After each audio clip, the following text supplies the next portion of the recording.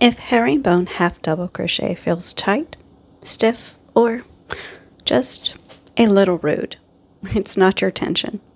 It's the stitch. Hey crochet friends, I'm Mo, your crochet companion, and if a stitch has ever made you question all your life choices, you're in the right place. The herringbone half double crochet breaks one of crochet's unspoken rules. It shortens the stitch before it finishes forming. You're pulling the yarn through earlier than your hands expect. So even if your tension is normally fine, this stitch feels off. That's why people think they're doing something wrong, when really, the stitch just takes a different path. Here's the fix I want you to try. Just one. You're going to loosen the first pull through. Not the whole stitch, just the first motion. So it's just the first motion here. You're going to loosen that first stitch up a little bit and then purposely pull it through. Slow it down and then finish your stitch.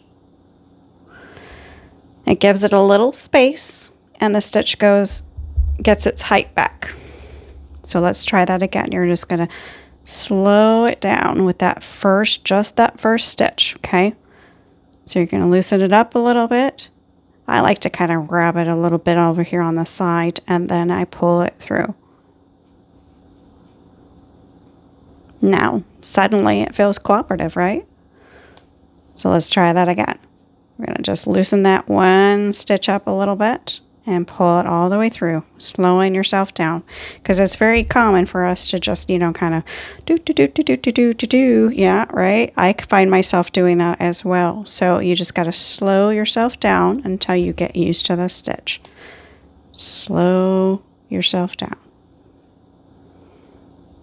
This stitch shows up in the Stitchery Files, episode 6, inside the Willow Haven pattern. There's a reason it appears there. Once you understand how it behaves, the stitch makes a lot more sense.